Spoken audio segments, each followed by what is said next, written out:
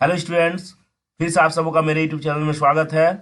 आज मैं आप लोगों को MRDE 002 जिसका शीर्षक है ग्राम विकास में स्वैच्छिक क्रिया के चैप्टर 1 का कुछ महत्वपूर्ण क्वेश्चन को बताने जा रहा हूं।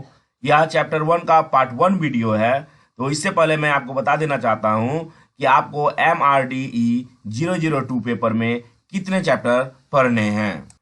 इस पेपर के अंतर्गत आपको टोटल 4 चैप्टर पढ़ने हैं। पहला चैप्टर है स्वैच्छिकवाद, राज्य और समाज। सेकंड चैप्टर है स्वैच्छिक संगठनों की मूल विशेषताएं। चैप्टर 3 है स्वैच्छिक संगठन और ग्राम विकास। और लास्ट चैप्टर जो कि चैप्टर 4 है स्वैच्छिक संगठन ग्राम विकास में भूमिका और अनुभव।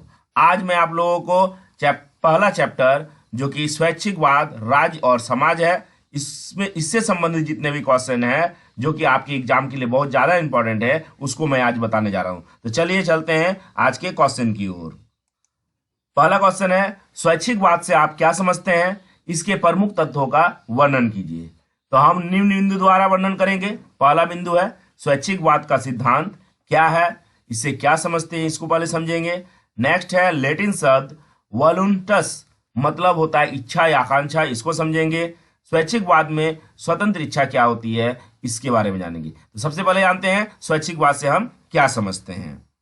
स्वैच्छिकवाद वह सिद्धांत है जो इच्छा को व्यक्तिगत भावनाओं, संवेगों, विचारों और क्रियाओं के मौलिक आधार के रूप में मानता है। आधुनिक चिंतन के अनुसार अगर देखिए तो वो स्वैच्छिकवाद का अर्थ है कि कोई भी सिद्धांत जो मानसिक जीवन में विशेषकर चिंतन और ज्ञान की खोज अथवा आचरण के बारे में निर्णयों में इच्छा की भूमिका पर बल देता है, वो क्या है, वह स्वैच्छिकवाद की विशेषता को बतलाता है। मतलब स्वैच्छिकवाद का जो संबंध है वो किससे है, वो इच्छा से है। नेक्स्ट पॉइंट जो है लैटिन शब्द लुइंटस मतलब इच्छा या आकांक्षा। स्वैच्छिकवाद जो है वो लैटिन शब्द वालुंटस से आया हुआ है। वालुंटस का अर्थ ही होता है इच्छा या आकांक्षा। इसे हम किसे जानते हैं, इस वर्ड को ही हम स्वैच्छिकवाद के नाम से जानते हैं। मतलब इन शॉर्ट अगर कहा जाए तो स्वैच्छिकवाद का मतलब क्या है, इच्छा या आकांक्षा। मानव के व्यवहार के विषय में ऐतिहासिक, राजनीतिक और सामाजिक सिद्धांतों में स्वैच्छिकवाद निर्णय निर्धारण में व्यक्तिगत विकल्प पर बल देता है, जो इच्छा और स्वैच्छिक क्रिया को व्यक्तिगत अनुभव में सामाजिक विकास के सहयोग में सहायता करती है। स्वैच्छिकवाद का मानना है कि व्यक्ति का चिंतन, भावनाओं का और संवेगों का स्रोत मानव इच्छा में निहित है। मतलब अगर कोई व्यक्ति कुछ करना चाहता है तो उसके लिए सबसे पहले उस व्यक्ति में क्या होना चाहिए, उस कार्य के प्रति इच्छा होना चाहिए, है ना। खुद से इच्छा होना चाहिए, स्वयं से इच्छा होना चाहिए। बाद में इस प्रकार का विचार और भावनाएं जो स्वतंत्र इच्छा से उत्पन्न होती है व्यक्ति की क्रियाओं को निरूपित करती है। कोई भी क्रिया करने से पहले हमें क्या, हमारे अंदर क्या होना चाहिए, एक इच्छा जागृत होनी चाहिए और इच्छा के अकॉर्डिंग हम क्या करते हैं, उस कार्य को करते हैं और अंततः उस कार्य को कर निष्पादित करते हैं। उसको हम लोग क्या करते हैं, उस कार्य को पूरा करते हैं। लेकिन सबसे पहले किसकी जरूरत होती है, इच्छा की जरूरत होती है। यही स्वैच्छिकवाद की अवधारणा को साबित करती है, अवधारणा को बतलाती है। नेक्स्ट पॉइंट है हमारा स्वैच्छिकवाद में स्वतंत्र इच्छा। तो मूल रूप से सभी क्रियाएं जो है वो मानव की स्वतंत्र इच्छा की अभिव्यक्ति होती है। मतलब मानव की स्वतंत्र इच्छा की अभिव्यक्ति से ही उत्पन्न होती है। कोई भी क्रिया मानव की इच्छा के विपरीत नहीं होती है। अगर वो कोई भी कार्य करता है, अच्छा कार्य करे या बुरा कार्य करे, लेकिन उसमें क्या होती है, इच्छा की आवश्यकता होती है। यह इच्छा उसके आकांक्षा को दर्शाती है, बतलाती है ना। तो किसी भी कार्य को करने हेतु स्वैच्छिकवाद का सिद्धांत बहुत आवश्यक होता है। इससे क्या होता है, सबसे पहले वह उस कार्य के प्रति अपने अंदर इच्छा को जागृत करता है और वह कार्य भली भांति और सफलतापूर्वक उस कार्य को पूरा करता है। नेक्स्ट क्वेश्चन की ओर चलते हैं। हॉब्स के अस्तित्व की प्राकृतिक अवस्था की चर्चा कीजिए। तो पहले हम जानेंगे कि हॉब्स जो समाजशास्त्री हैं जिसका कार्यकाल रहा है 1588 से 1600 79 के सिद्धांत को जानेंगे, हॉब्स के अनुसार प्राकृतिक संसाधन को जानेंगे, अधिकार और स्वैच्छिकवाद को जानेंगे। तो सबसे पहले चलते हैं कि हॉब्स की अस्तित्व की प्राकृतिक अवस्था क्या थी, उसको जानते हैं। तो थॉमस हॉब्स ने अपनी प्रसिद्ध पुस्तक उसके द्वारा लिखी गई है जिसका नाम है लेविएथन में आरंभिक मानव विकास का मॉडल प्रस्तुत किया है और लगभग सभी अनुवर्ती राजनीतिक दर्शन के लिए कार्यावली निर्धारित की है। उन्होंने प्रकृति की एक आदर्श अवस्था का वर्णन किया है जिसमें प्रत्येक व्यक्ति को प्रकृति में उपलब्ध प्रत्येक संसाधन पर समान अधिकार है। मतलब हमारे संसार में जितने भी संसाधन उपलब्ध है उस संसाधन में किसी एक व्यक्ति का अधिकार नहीं है, बल्कि इस संसार में उपस्थित जितने भी मानव है उन सभी का समान अधिकार है। प्रत्येक व्यक्ति इस संसाधन के प्राकृतिक संसाधनों को प्राप्त करने के लिए किसी भी साधन का प्रयोग करने के लिए क्या है, स्वतंत्र है। अगर उसे किसी भी संसाधन की आवश्यकता है तो वो अपनी स्वेच्छा से उस संसाधन का उपयोग कर सकता है। इस प्रकार हॉब्स ने लोगों को, अब हॉब्स के अनुसार प्राकृतिक संसाधन को जानते हैं, तो इस प्रकार हॉब्स ने लोगों को समाज में उनके प्राकृतिक अधिकारों के आधार पर उन्हें सभी प्रकार की स्वतंत्रता, स्वाधीनता, व्यवहार और कार्य के विकल्प प्रदान किए हैं। मतलब क्या है, किसी भी कार्य को करने के लिए मनुष्य क्या है, स्वतंत्र है और उसमें उस कार्य को करने की इच्छा होनी चाहिए। साथ ही उसको किसी भी संसाधन जो हमारे संसार में उपलब्ध है उसको वो उपयोग करने का पूर्ण अधिकार है, उसे भरपूर अधिकार है। सभी व्यक्ति को प्रकृति में उपस्थित संसाधनों को उपयोग में लाने का क्या है, अधिकार है। अब नेक्स्ट क्वेश्चन की ओर चलते हैं। स्वैच्छिकवाद और क्रिया के समाज शास्त्रीय सिद्धांतों का वर्णन कीजिए। इसको हम निम्न बिंदु द्वारा जानेंगे। पहला है स्वैच्छिकवाद का सिद्धांत, क्रिया के समाज शास्त्रीय सिद्धांत, सामाजिक क्रिया का सिद्धांत।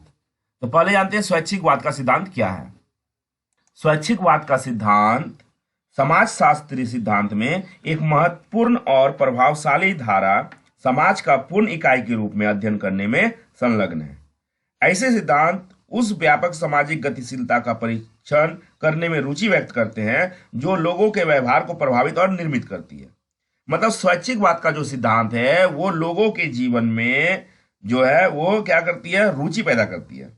उसके साथ साथ अगर रुचि पैदा होता है लोगों के जीवन में तो उसका जीवन क्या होता है, प्रभावित होता है, उसके जीवन में चेंजिंग आती है और वो एक नए जीवन को निर्मित करता है। इस प्रकार स्वैच्छिकवाद से लोगों के मानसिक विकास के साथ साथ उसके सामाजिक और आर्थिक विकास में भी सहायता पहुंचती है। दूसरे उदाहरण के रूप में अगर देखा जाए तो बहुत सारे सामाजिक सिद्धांतों में ऐसी संरचनाओं और अवधारणाओं को सामाजिक एकता, सामाजिक तथ्यों, श्रम विभाजन आदि के रूप में प्रमुख महत्व प्रदान किया गया है। ये सिद्धांत मुख्य रूप से संरचनाओं की विशेषताओं को बतलाता है और व्यक्ति के चरित्र में क्या होता है, वो बदलाव लाता है। समाज शास्त्र सिद्धांत के अनुसार अगर जाने सेकेंड पॉइंट, तो समाज शास्त्र सिद्धांत में ऐसी ही महत्वपूर्ण धारा विशेष रूप से व्यक्ति के अंदर व्यक्ति का अध्ययन करने में लगी होती है। समाज शास्त्र सिद्धांत के अनुसार व्यक्ति के आंतरिक स्थिति, आंतरिक इच्छा में किस प्रकार की एक्टिविटी होती है, किस प्रकार का क्रियाकलाप होता है, उसका अध्ययन किया जाता है, जिसमें लोगों के विचारशील और मानसिक योग्यता को जाना जाता है। विचारशील और जागरूक लोग ही समाज के सजग लोग होते हैं, समाज के विवेकपूर्ण लोग होते हैं, क्योंकि वे समाज में सामाजिक तौर पर सार्थक ढंग से क्रिया और अंतःक्रिया करते हैं। मतलब अपनी स्वयं की इच्छा के अनुसार वो कार्य करते हैं। समाज में रह रहे लोग जो होते हैं, जो विचारशील या फिर विवेकपूर्ण लोग होते हैं, वो स्वयं अपनी इच्छा से क्या करते हैं, जो भी कार्य करते हैं वो सटीक कार्य करते हैं, सही तरीके से कार्य करते हैं, सार्थक ढंग से कार्य करते हैं। इस प्रकार अगर देखिए सामाजिक क्रिया का सिद्धांत जो हमारा लास्ट पॉइंट है, तो सामाजिक क्रिया के सिद्धांत को हम उसकी वास्तविकता जागरूक कुंजी भी कहेंगे व्यक्ति का। मतलब अगर सामाजिक क्रिया का सिद्धांत अच्छी तरह से व्यक्ति के पास अगर व्यक्ति को मालूम हो, व्यक्ति को अगर जानकारी हो, तो वह अपने सामाजिक रूप में, सामाजिक विकास में बहुत महत्वपूर्ण भूमिका निभाती है। वे व्यक्तिगत रूप से क्या करती है, अपने आप को विशिष्ट साबित करती है। क्रियाओं की व्यक्ति की स्वतंत्रता और पसंद भी क्या करते हैं, धीरे धीरे प्रबल होती जाती है। सामाजिक क्रिया के अर्थ की व्यक्ति की अपनी समझ और व्याख्या भी धीरे धीरे बढ़ने लग जाती है। इस प्रकार सामाजिक क्रिया के सिद्धांत और समाज शास्त्रीय सिद्धांत से स्वैच्छिकवाद का जो स्वैच्छिकवाद में उत्पन्न जो बाधाएं होती है, उसको हल किया जा सकता है और व्यक्ति के चरित्र में उसके उद्देश्यपूर्ण कार्य हेतु उसे सचेत और उसकी आकांक्षा को स्वतंत्र रूप से करने की अधिकार प्राप्त होता है। दैट मीन्स व्यक्ति अपने आप, अपने स्वतंत्र इच्छा से कोई भी कार्य अपने विवेक से, अपने जागरूकता से कर सकते हैं। चलिए अब चलते हैं नेक्स्ट क्वेश्चन की ओर। नेक्स्ट क्वेश्चन है हमारा, मैक्स वेबर के सामाजिक क्रिया संबंधी दृष्टिकोण की विभिन्न अवधारणा की व्याख्या कीजिए, अथवा फर्स्ट ट्रेंड सोच समझ पर संक्षिप्त टिप्पणी लिखिए, जो दिसंबर 2012 में पूछा गया है, अथवा तर्क संगतिकरण पर संक्षिप्त टिप्पणी लिखिए। यह भी क्वेश्चन दिसंबर 2013 में पूछा गया क्वेश्चन है। तो सबसे पहले हम जानेंगे कि मैक्स वेबर के अनुसार सामाजिक क्रिया, मैक्स वेबर क्या है, वो समाजशास्त्रीय है। नेक्स्ट पॉइंट जानेंगे सामाजिक क्रिया की विभिन्न अवधारणाएं, इसके निम्नलिखित पहलू हैं, आदर्श प्रारूप, फर्स्ट ट्रेंड अर्थात सोच समझ, फर्स्ट ट्रेंड किसे कहते हैं, सोच समझ को ही कहते हैं, तर्क संगतिकरण। सबसे पहले जानते हैं मैक्स वेबर जो समाजशास्त्री है, उसके अनुसार सामाजिक क्रिया क्या है। मैक्स वेबर ने समाजशास्त्र की विषय वस्तु एवं इसकी प्रकृति के निर्धारण के क्रम में सामाजिक क्रिया की अवधारणा को प्रस्तुत किया है और कहा है कि समाजशास्त्र वह विज्ञान है जो सामाजिक क्रिया का अर्थपूर्ण बोध कराने का प्रयास करता है, जिससे सामाजिक क्रिया के परिणामों एवं कारणों की व्याख्या प्रस्तुत की जा सकती है। सामाजिक क्रिया को स्पष्ट करते हुए वेबर का कहना है कि किसी भी क्रिया को सामाजिक क्रिया तभी कहा जा सकता है जब किसी भी क्रिया को करने वाले व्यक्ति अर्थात कर्ता के द्वारा लगाए गए व्यक्तिनिष्ठ अर्थ के अनुसार उसकी क्रिया दूसरे व्यक्तियों की मनोवृत्ति एवं क्रियाओं द्वारा प्रभावित हो तथा इसी दौरान उसकी ओर उन्मुख भी हो। अगर कोई व्यक्ति कोई कार्य करता है तो उसका प्रभाव दूसरे व्यक्ति पर भी पड़ना चाहिए, स्वयं पर तो पड़ना चाहिए, उसके साथ साथ दूसरे व्यक्ति पर भी पड़ना चाहिए और उस क्रिया का प्रभाव उसका मनोवृत्ति में होनी चाहिए, उसके मनोवृत्ति में पड़नी चाहिए, उसे प्रभावित करनी चाहिए, जिससे उसके खुद के विकास के साथ साथ सामने वाले व्यक्ति का भी विकास अच्छी तरह से हो सकता है, उसको वह प्रभावित कर सकता है, उसका सिद्धांत, उसका जो विचार है। नेक्स्ट पॉइंट है सामाजिक क्रिया की विभिन्न अवधारणाएं। तो मैक्स वेबर के सामाजिक क्रिया संबंधी दृष्टिकोण को अगर देखा जाए तो उसको निम्न बिंदुओं द्वारा स्पष्ट किया जा सकता है, जैसे आदर्श प्रारूप हो गया, फर्स्ट ट्रेंड अर्थात सोच समझ, या फिर तर्क संगतिकरण। तो सबसे पहले हम जानेंगे आदर्श प्रारूप क्या है, मतलब आइडियल टाइप्स। तो वेबर ने सामाजिक अर्थ को समझने और उसका विश्लेषण करने के लिए यह धारणा विकसित किया था। उसका विश्लेषण करने के लिए मुख्य रूप से वे सामाजिक वैज्ञानिक अवधारणा को चुनते समय एक दुविधा का सामना कर रहे थे, जिसे वो हल करते हुए इस सिद्धांत की अवधारणा को प्रतिपादित किया। किसी प्रत्यक्ष घटना की विशेषताओं को समझाने के लिए इस सिद्धांत को भी उन्होंने चुना। इस सिद्धांत का मुख्य उद्देश्य है कि एक आदर्श प्रारूप को एक सैद्धांतिक रूप में माना जाता हो। एक आदर्श प्रारूप जो होता है, एक आइडियल टाइप का जो सोच होता है, उसको क्या किस रूप से माना जाए, एक सैद्धांतिक रूप से माना जाए, मतलब जो औसत अथवा शुद्ध प्रारूप का सन्निकट हो। और वो जो सोच होना चाहिए वो क्या होना चाहिए, फैक्ट पे आधारित होना चाहिए, तर्क पे आधारित होना चाहिए, लक्ष्य पे आधारित होना चाहिए। आदर्श प्रारूप को किसी सामाजिक विचार, कार्यकलाप, क्रिया अथवा प्रत्यक्ष घटना के रूप में समझने के लिए विकसित किया जाना चाहिए, ताकि किसी भी व्यक्ति को अपने क्रियाकलाप को करने या फिर विचारों को बताने में यह सहायता प्रदान करे और किसी भी कार्यकलाप और क्रियाओं को प्रत्यक्ष रूप से घटनाओं के साथ स्पष्ट रूप से समझा जा सके। नेक्स्ट पॉइंट है फर्स्टेन अथवा सोच समझ। फर्स्टेन मतलब ये होता है सोच समझ। फर्स्टेन ये जो लैंग्वेज है, फर्स्टेन जो वर्ड है वो जर्मन भाषा से है। ये जर्मन भाषा से ली गई है। फर्स्टेन जर्मन भाषा में बोली जाने वाली ये है वर्ड है। इसका अर्थ हिंदी में सोच समझ होता है। फर्स्टेन जो है जर्मन भाषा में उच्चारण का शाब्दिक अनुवाद सोच समझ हमारे हिंदी में है। और इसे वेबर ने बताया कि यह व्यक्तित्व विकास में सहायता करती है। वेबर कौन है? एक समाजशास्त्री है। इसका उद्देश्य जो है लोगों को क्रियाओं पर सकारात्मक और नकारात्मक मूल्य निर्णय पारित करने हेतु सक्षम बनाना होता है और उद्देश्यों और अर्थों को समझाना होता है। किसी भी व्यक्ति को यह समझाना बहुत आवश्यक होता है कि अनुभूति, उद्देश्य और दृष्टिकोणों के अनुसार कोई भी कार्य करने से उसका मूल्यांकन और उस कार्य की सफलता अच्छी तरह से प्राप्त हो सकती है। दृष्टिकोण और उद्देश्यपूर्ण कार्य हमेशा सार्थक होते हैं। वेबर ने अपने सिद्धांत के द्वारा ये तर्क के अनुसार, उद्देश्य के अनुसार समझाया है। तर्क संगतिकरण अगर देखें तो तर्क संगतिकरण में मैक्स वेबर ने तर्क प्रस्तुत किया कि आधुनिक समाज की एक सर्वाधिक महत्वपूर्ण विशेषता तर्क संगतिकरण है।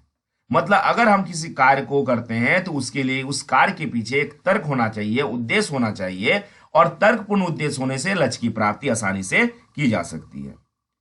उन्होंने यह भी बताया कि आचरण अथवा क्रियाओं के परंपरागत रूपों को तर्क और चिंतन के द्वारा सही तरीके से और क्रमबद्ध तरीके से सफलतापूर्वक उसे हासिल किया जा सकता है। किसी भी कार्य करने के लिए अगर सही तर्क हो तो उसे अच्छे कार्य के रूप में रूपांतरित किया जा सकता है। समाज की आधुनिक संरचना के अंदर व्यक्तियों का सामाजिक आचरण और क्रिया तर्क संगतिकरण पर ही नियंत्रण है। किसी भी विचार पे अगर व्यक्ति उसकी शुद्धता को देना चाहता है तो उसे तर्कपूर्ण आंसर देकर, उत्तर देकर अपनी विवेकता को वह साबित करते हैं।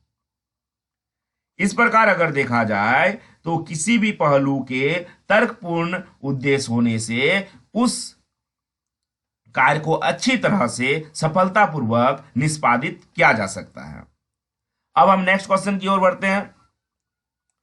आदर्श प्रारूप से आप क्या समझते हैं? वेबर की क्रिया के आदर्श प्रारूपों का वर्णन कीजिए, अथवा वेबर के क्रिया, यहां पे थोड़ा मिस्टेक हुआ है प्रिंट में, वेबर के क्रिया के आदर्श प्रारूप की अनिवार्य पक्षों की व्याख्या कीजिए। यह क्वेश्चन दिसंबर 2014 में पूछा गया। अथवा वेबर की क्रिया के आदर्श प्रारूपों का वर्णन कीजिए। यह क्वेश्चन भी जून 2012 में पूछा गया। अथवा वेबर की क्रिया के आदर्श प्रारूप पर संक्षिप्त टिप्पणी लिखिए। यह क्वेश्चन जून 2013 में पूछा गया क्वेश्चन है। अथवा लक्ष्य उन्मुख तर्क संगत क्रिया पर संक्षिप्त टिप्पणी लिखिए। यह क्वेश्चन दिसंबर 2013 में पूछा गया। डेट मीन्स अगर देखा जाए एग्जाम के पॉइंट ऑफ व्यू से यह क्वेश्चन बहुत ही इंपॉर्टेंट है, मोस्ट इंपॉर्टेंट है। तो चलिए इसको डील करते हैं। इसको हम निम्न बिंदु द्वारा डील करेंगे। पहले हम जानेंगे कि आदर्श प्रारूप है क्या, किसे कहते हैं, इसको परिभाषित करेंगे। इसके बाद वेबर के अनुसार आदर्श प्रारूप का वर्गीकरण क्या है, लक्ष्य उन्मुख तर्क संगत क्रिया क्या है, मूल्य उन्मुख तर्क संगत क्रिया क्या है, संवेगात्मक अथवा भावात्मक क्रिया क्या है, या परंपरागत क्रिया क्या है, इसको एक एक करके जानेंगे। तो सबसे पहले जानते हैं कि आदर्श प्रारूप किसे कहते हैं। आदर्श प्रारूप ऐसी संरचनाएं अथवा अवधारणाएं हैं जो सामाजिक अर्थात सामाजिक अर्थ, सामाजिक मीनिंग के स्पष्टीकरण और व्याख्या के लिए बनाई जाती है। मतलब आदर्श प्रारूप जो है वो सामाजिक अर्थ को समझाने के लिए ही, सामाजिक अर्थ को स्पष्ट करने के लिए और व्याख्या करने के लिए बनाई जाती है। जिस तरह प्राकृतिक विद्वानों ने हम प्रयोग के उद्देश्य से प्रयोगशाला में शुद्ध गंधक और शुद्ध ऑक्सीजन बना लेते हैं, मतलब जो प्रकृति में अपने शुद्ध रूप में नहीं पाया जाता है, उसी तरह सामाजिक विज्ञानों में भी विश्लेषण के उद्देश्य से अध्ययन की घटना को साबित किया जाता है। इन शॉर्ट अगर समझे तो आदर्श प्रारूप वो है जिसमें फैक्ट होता है। सपोज अगर हम बोल रहे हैं कि हाइड्रोजन और ऑक्सीजन को मिलाने से जल की उत्पत्ति होती है, तो इसे तर्क संगत रूप से बताया जाना चाहिए। उसके साथ साथ ये दोनों अपने स्वतंत्र अवस्था में, शुद्ध अवस्था में पाई जाती है, लेकिन दोनों को मिलाने के बाद क्या होता है, एक नए चीज की निर्माण होती है। वो भी खुद में क्या होते हैं, शुद्ध रूप में होते हैं। अलग अलग प्रोडक्ट होता है, लेकिन दोनों को मिलाने के बाद जो थर्ड प्रोडक्ट बना वो भी क्या हुआ, अपने शुद्ध रूप में हुआ। तो वेबर के अनुसार इस तरह की प्रारूप की संरचना दी गई कि कोई भी अगर क्रिया करते हैं तो वह अपने शुद्ध रूप में हो, अपने फैक्ट में हो, अपने तर्क संगत के साथ हो। किसी क्रिया को अगर हम तर्क संगत के साथ करते हैं तो उस उद्देश्य की पूर्ति या उस लक्ष्य की प्राप्ति आसानी से हो सकती है। अब नेक्स्ट पॉइंट हम जानते हैं कि वेबर के अनुसार आदर्श प्रारूप का वर्गीकरण। पहला है लक्ष्य उन्मुख तर्क संगत क्रिया। क्रिया के इस प्रारूप का पता इस तथ्य से पता चलता है कि प्रत्येक व्यक्ति का जो है वो अपना लक्ष्य स्पष्ट रूप से समझता है। कोई भी कार्य करने से पहले व्यक्ति अपना लक्ष्य को अच्छी तरह से समझ जाता है, जिसके अनुसार वो लक्ष्य अथवा उद्देश्य को प्राप्त करने के लिए तर्क संगत साधन अथवा उपायों का चयन करता है। व्यक्ति तत्काल व्यवहारिक परिणाम प्राप्त करने के लिए सबसे प्रभावी साधनों का उपयोग करता है। उसे लगता है कि कुछ मुझे इनोवेशन कार्य करना है, कुछ नवाचार का कार्य करना है, तो वो क्या करता है, संसाधनों में जो सबसे बेस्ट संसाधन होता है उसको चुनता है। उदाहरण के लिए एक वास्तुकार एक मकान बनाने के लिए एक विचार बनाता है। सबसे पहले वो क्या करता है, सोच जागृत करता है। उसकी इच्छा होती है कि नहीं, क्या करते हैं, घर बनाते हैं। उसके लिए वो डिजाइन तैयार करता है और फिर योजना को क्या करता है, वो शुरू करता है, उस कार्य को करना शुरू कर देता है, घर बनाने का कार्य को। वह निर्माण सामग्री, लागतों, समय और अन्य निवेशों के बारे में क्या करता है, वो निर्णय लेता है। और वो सोचता है ये घर अब जो बनेगा तो इसके लिए क्या क्या सामान चाहिए, रॉ मटेरियल चाहिए, कच्चा माल चाहिए। निर्माण सामग्री लाता है, समय भी देता है उसके पीछे, वो है ना, लागत लगती है, उसमें निवेश करता है। और इस प्रकार जो उसके तर्क संगत पसंदों पर आधारित होती है। और ये उसके तर्क संगत संगतों पर, मतलब वो जो है वो तर्क के साथ बनाता है कि एक घर बनाने के लिए इस चीज की आवश्यकता पड़ती है। क्यों? क्योंकि वो प्रैक्टिकली काम करता है। वो अच्छी तरह से तर्क के साथ बता सकता है कि एक रूम बनाने में इतना खर्च आता है, इतने रॉ मटेरियल की जरूरत पड़ती है, इतनी बालू की जरूरत पड़ती है, इतनी गिट्टी की जरूरत पड़ती है। वो तर्क के साथ बता सकता है और वो उस कार्य को भी अच्छी तरह से सफलतापूर्वक कर सकता है।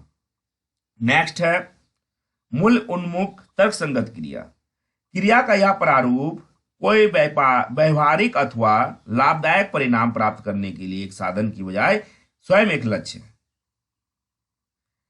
इस तरह के तर्क संगत क्रिया जो है वो धर्म, विश्वास, सम्मान, बलिदान आदि से संबंधित है। धर्म से कैसे संबंधित है, मतलब इस क्रिया के अंतर्गत ऐसे क्रिया आती है जो जिसका जो लक्ष्य होता है वो बलिदान पे होता है, विश्वास पे होता है।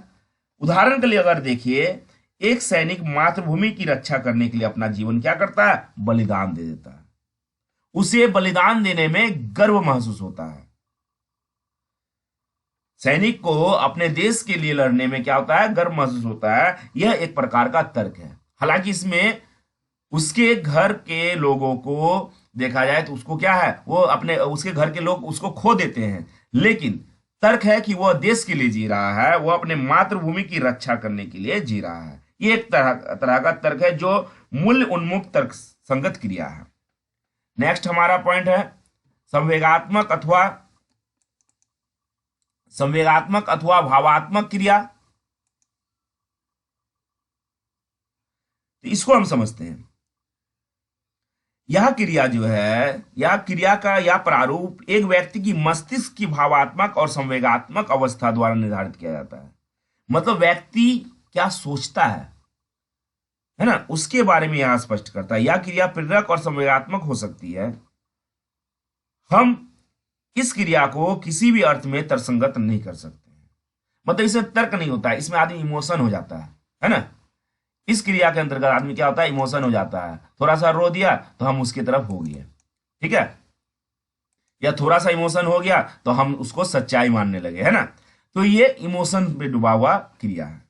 उदाहरण के लिए मां के द्वारा बालक को सहसा चाटा मारना, यह क्रिया मां के मस्तिष्क की संवेगात्मक अवस्था द्वारा अविलंब निर्देशित होती है। मां के द्वारा किसी बच्चे को प्यार करना, यह एक भावात्मक क्रिया को दर्शाती है। नेक्स्ट हमारा पॉइंट है परंपरागत क्रिया।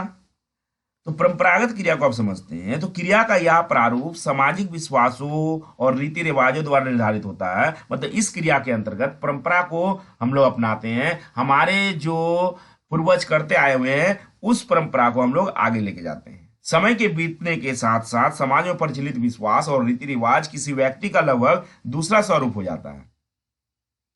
इस तरह व्यक्ति की क्रियाएं न्यूनतम नियमित होती है, लेकिन वह पुरानी परंपरा से जुड़ी हुई होती है। व्यक्ति को किसी लक्ष्य की कल्पना करने की आवश्यकता तो होती ही है, उसके साथ साथ उसे विश्वासों और रीति रिवाजों को भी लेकर परंपरा के अनुसार ही कार्य करना पड़ता है। चलिए अब नेक्स्ट क्वेश्चन की ओर चलते हैं। नेक्स्ट क्वेश्चन है हमारा, टॉलकोट की पार्सन्स क्रिया के स्वैच्छिकवादी सिद्धांत की व्याख्या कीजिए, अथवा इकाई कार्य क्या है, इसकी अनिवार्य विशेषताओं को बताइए। तो सबसे पहले हम लोग जानेंगे कि टॉलकोट की पर्सन्स की क्रिया के स्वैच्छिकवादी सिद्धांत क्या है और इकाई कार्य क्या है।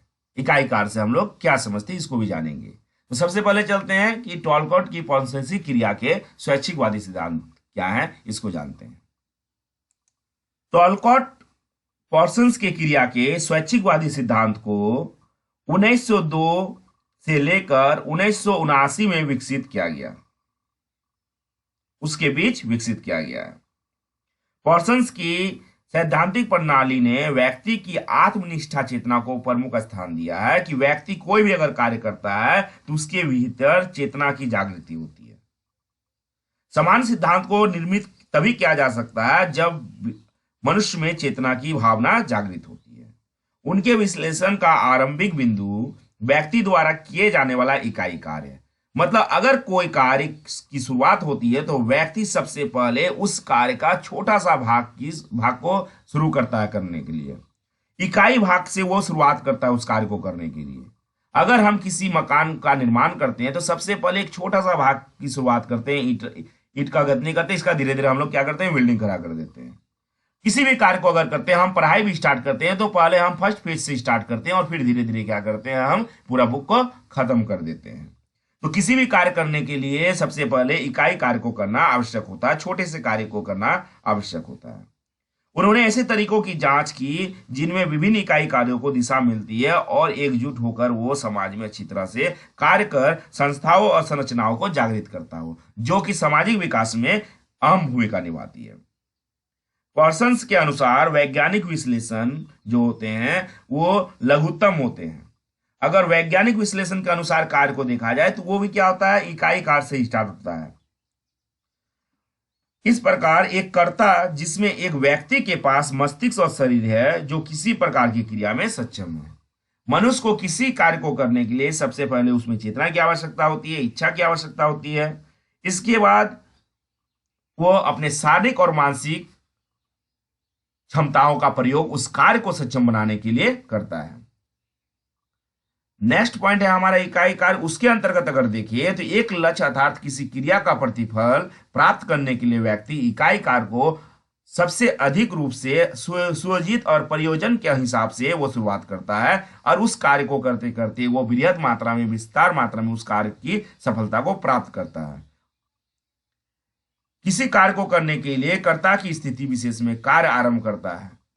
किसी भी कार्य को करने के लिए सबसे पहले कर्ता क्या करता है, उस कार्य के इकाई कार्य को, छोटे से भाग को, छोटी सी क्रिया को क्या करता है, वो करना आरंभ करता है। इस प्रकार टॉलकोट की प्रशंसित क्रिया के अनुसार स्वैच्छिकवादी सिद्धांत के अंतर्गत व्यक्ति किसी भी कार्य को करने से पहले उस कार्य की छोटी सी क्रिया को शुरुआत करता है और उस छोटी सी क्रिया के शुरुआत के अनुरूप ही वह उस कार्य को सफलतापूर्वक पूरा कर पाता है। दोस्तों, अगर आप मेरे चैनल में न्यू हैं तो मेरे चैनल को जरूर सब्सक्राइब करें ताकि कोई भी नोटिफिकेशन आप तक तुरंत पहुंचे।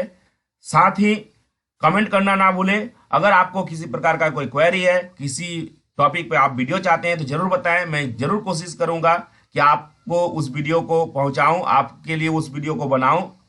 Thank you.